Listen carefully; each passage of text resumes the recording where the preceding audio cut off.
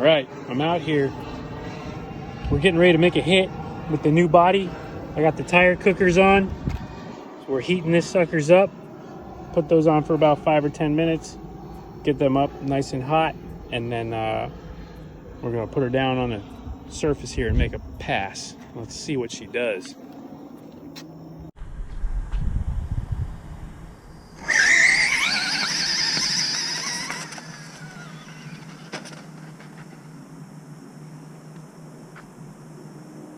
Signal lost.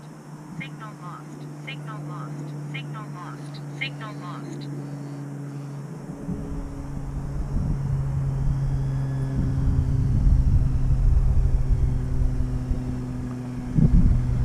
Okay, so that was no gyro, no nothing. First pull with this body. What'd she do? About the same, 2.466. So incredibly, I don't see any change. It's crazy going from the Malibu body to this body. You would think it was much more aerodynamic, but according to this, it's not. Or I should say, according to this, it wasn't worth anything. Interesting. We'll have to do some data log, check out the data log and see what was going on in there. But other than that, I mean, it was a pretty solid run. No issues otherwise.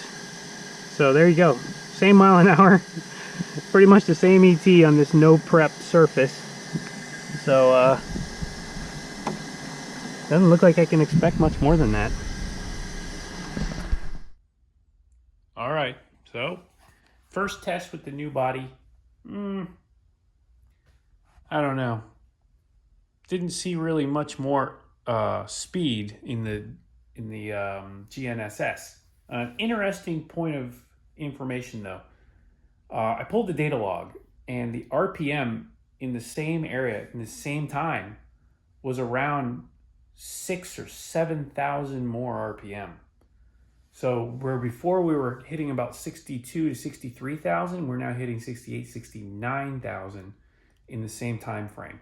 I think that that's real, and I think that maybe there's some stuff going on GPS versus actual speed and time. So I have to make more runs with it to be convinced, but mile per hour is still 66 showing on the GNSS, and ET still 2.4. So no real changes there.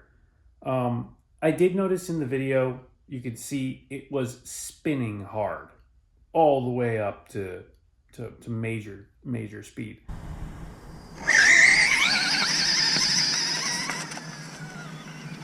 So yeah, it is spinning for sure.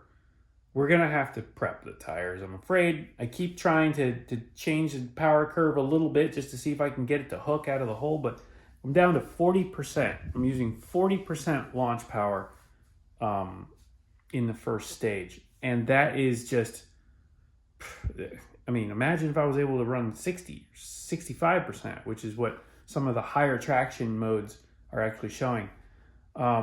It just would definitely translate, but I really am obsessed with making this thing go as fast as possible on a dry tire. So I even like wash the tires after every run or after every session, and I put saran wrap to keep dust off of them so that they stay real clean. These are just a completely dry tire that I don't have any prep on them. So I'm gonna end up probably trying to do prep. I really just don't want to. God, it's like annoying to think that I should do that, but I guess if I want to get the times and I want to be competitive, I'm just gonna have to do it. So the radio worked really well. I was pretty happy with that. You could see in the video it was complaining of signal loss, but I did in fact still have signal. I think it's just a kind of a warning to let you know you're getting low or getting out of range a little bit. But that's kind of expected with the distances that we're pushing out. I let it roll out in the shutdown.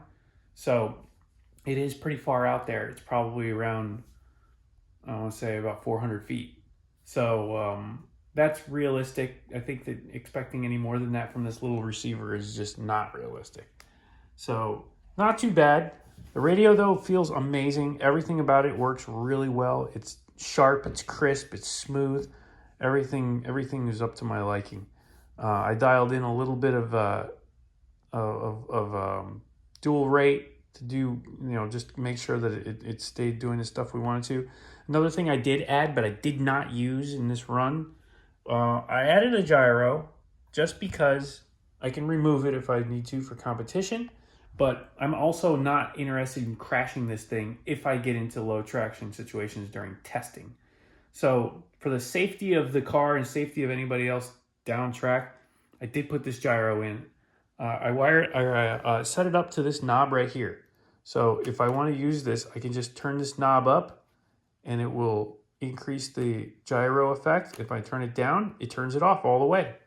So in those runs, in the runs I did tonight, off completely. I did try a couple of runs with it. No difference. This thing shoots straight as an arrow right now. So I'm pretty happy about that. Consistency, awesome. This thing's consistent even with the low traction. It is consistently straight.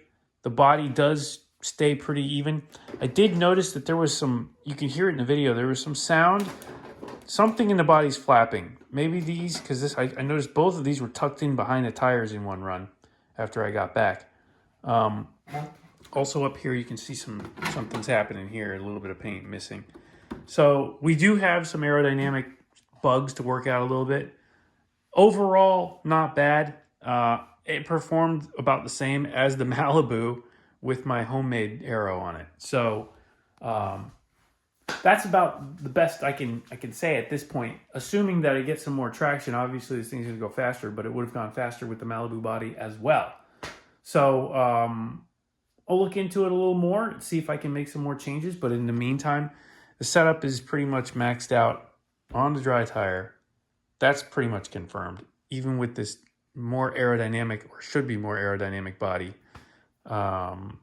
looks beautiful. And I'm sure it's doing what it's prescribed. But aerodynamics-wise, I did not see a difference.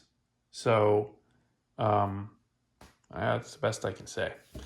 Either way, we're going to get out. We'll do some more testing. The big boy battery is the next phase for this thing. I really think that battery is going to push a little more power. In the data logs, we were seeing voltage sag to 6.6. So it's a little bit close to that. Yeah, I'd like to see over 7. I don't think that it should sag that low. But it is. And I tried different gearing. Still sagged. So it's not the gearing. And this is the sweet spot, I think. I think we just need to get a competent battery, which Max Amps is going to be building for me. We're going to do it. This is a 2S2P. This is the SMC SRD battery. We are going to do a 2S6P for Max Amps. That's going to give me a much higher voltage hold, less voltage sag. And I think that that's going to translate to more big end power. So it'll creep us closer to that 70 for sure, if we can hook. So traction is key. We'll keep working on that. We'll get this thing hooked up a little bit better. And yep, I think tire prep is coming. That's going to be the next test phase. But at least we know we're getting pretty close to the max on these. These are the new tires that I put some air in, and they're doing really well. Consistency. This thing is rock solid consistent. I have made 10 passes in a row. Every single pass was 66 miles per hour and 2.4 seconds. So that's GNSS. I looked at the data log to compare the amount of time I was in full throttle.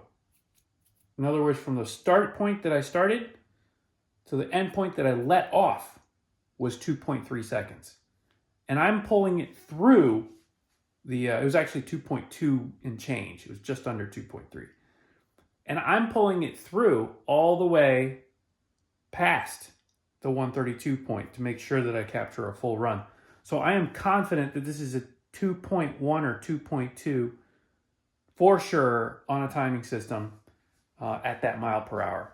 So take it for what it's worth, but that translates pretty well to a 2.2 or 2.1 dry tire.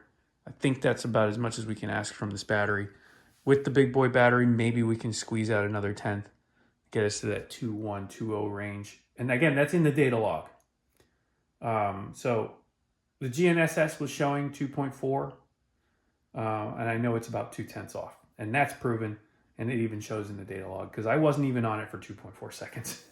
So anyway, hope you guys enjoyed this video. We'll get more out of this for sure. And this weekend, or tomorrow, I should say, by the time you see this, we'll be already past it. Clean culture. I'll take some video from that. And I will definitely see you guys in the next one. If you guys missed the live stream, by the way, I'm going to start live streaming more often. Go check it out. It's in the archives. You can see the live stream. It was fun. It was an hour of me talking. But it was fun. I like to answer questions, and I'll do it again very soon. See you guys.